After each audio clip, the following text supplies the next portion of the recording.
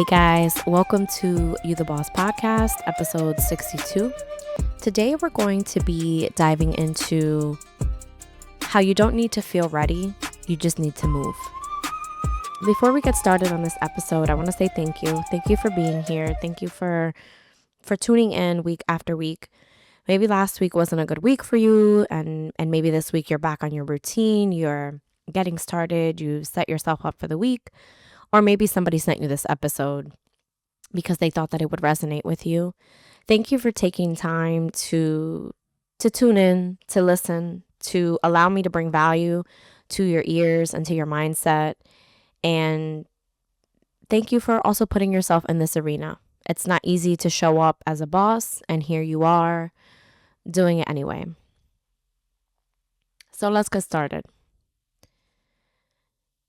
If you're waiting to feel ready, you're going to be waiting forever. That's kind of the reality of it all. Feeling ready is a myth. It is not realistic.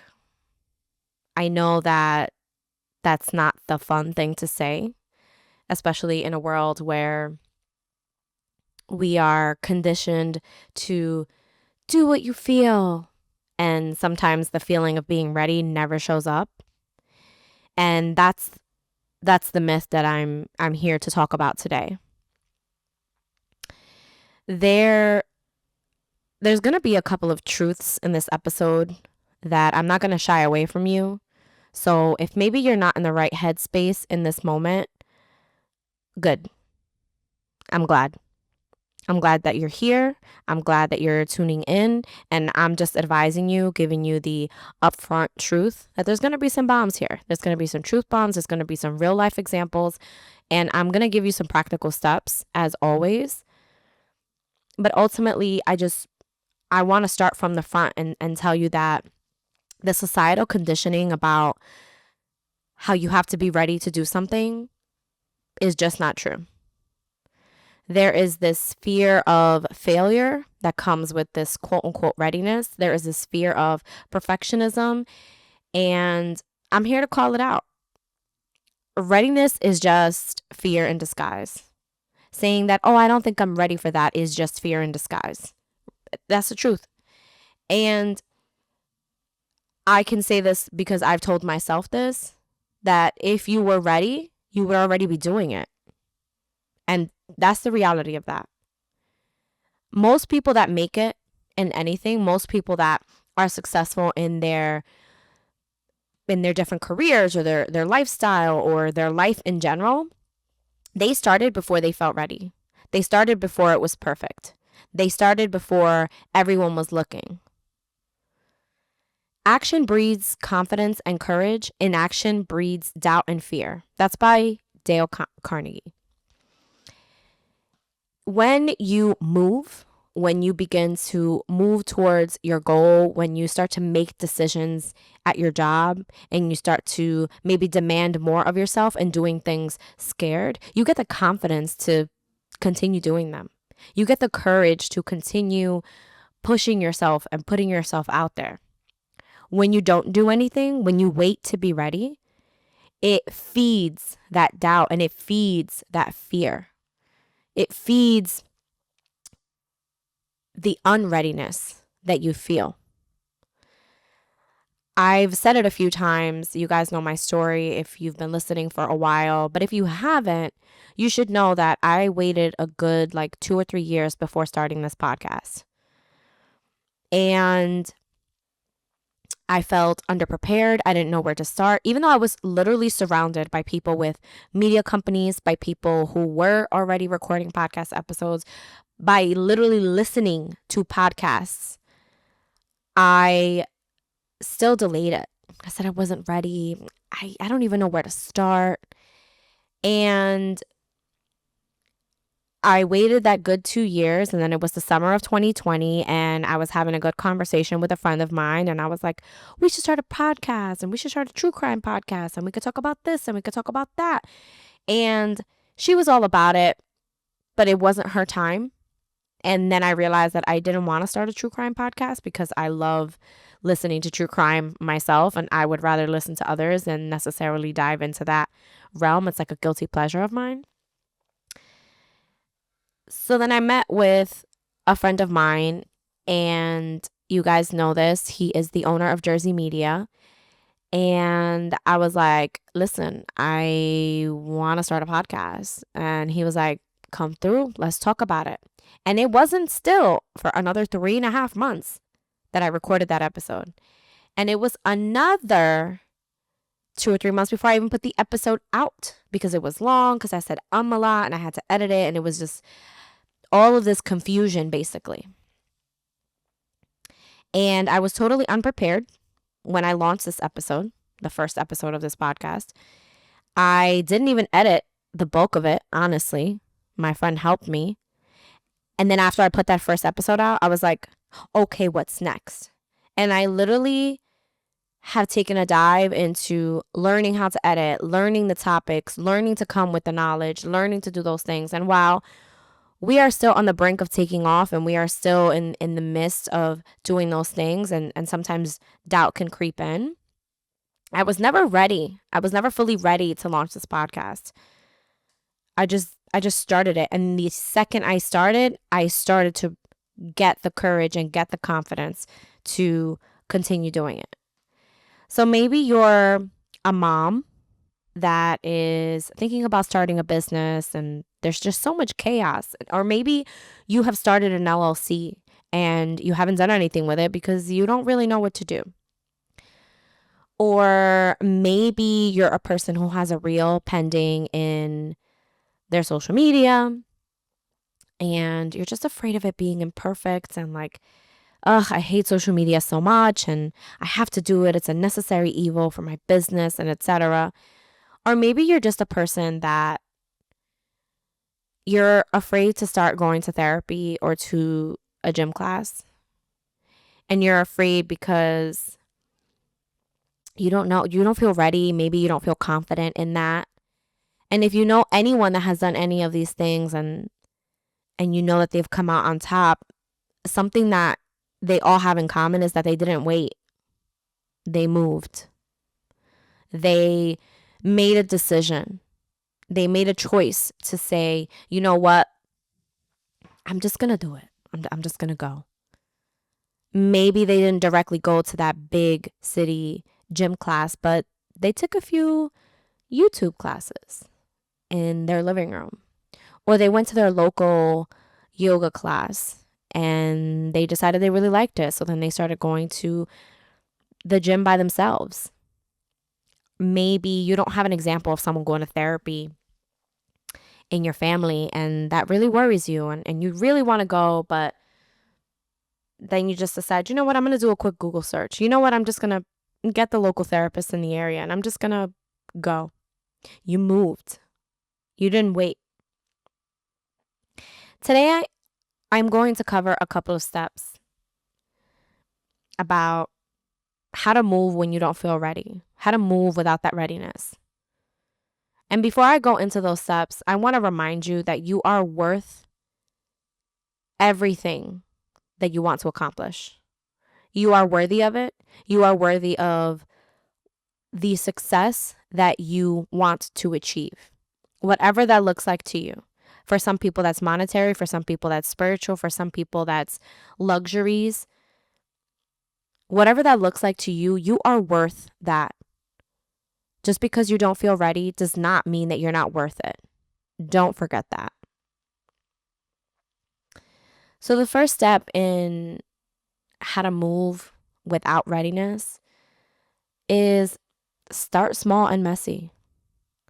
There's going to be clarity after you take action. It's not going to be before. You're not going to get this epiphany before you do what you have been putting off or before you actually start moving in whatever arena it is. It's going to come after. You're going to see how you could have changed what you initially put out there. You're going to see what your pictures could be once you photograph a few times if you're pursuing being a photographer. Give yourself permission to be cringy, rough, unpolished. Give yourself that permission. I know that a lot of us, especially millennials, I can only speak to my generation, we were taught that in a good way, we were taught that posting on the internet never goes away and etc. And that has also kind of created a point of being afraid to be unperfect when we post online. And so I want to give you today permission to go out there, to be cringe, to be rough, to be unpolished, because you're going to get that clarity once you start moving. You're going to realize, you know what, I didn't really like that. I think I'm going to go this way, but you're not going to know if you don't start to move. Number 2, create a next tiny step list. So what that might look like is, you know what, today I'm going to do a 10-minute Google search on how to start a website. Don't try to climb a mountain when you've never even hiked a trail. Write down maybe what the next step looks like. Not necessarily what the big outcome looks like and making yourself this ginormous to-do list. Just start with a next tiny step list. Number 3, set a 24 action rule. Make a decision and act within 24 hours. That's just what that means. When you're faced with, maybe I should do this, set yourself a 24-hour alarm, an action rule, before your brain talks you out of it. Say, you know what, I'm just going to do it and see how it goes. The worst thing that can happen is that it doesn't work out and you're still where you are exactly. And the best that could happen is that you surpass your wildest thoughts in this present moment. So set that 24-hour so that you can just set yourself up and just do it. Number 4,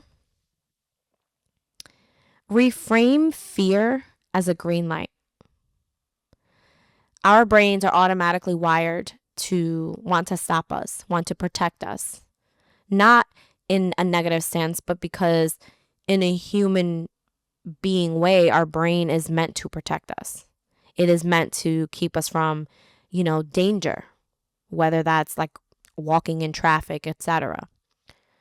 So why don't you look at that fear that you're feeling from starting that's keeping you immobile? Why don't you look at it as you're on the edge of growth, not danger?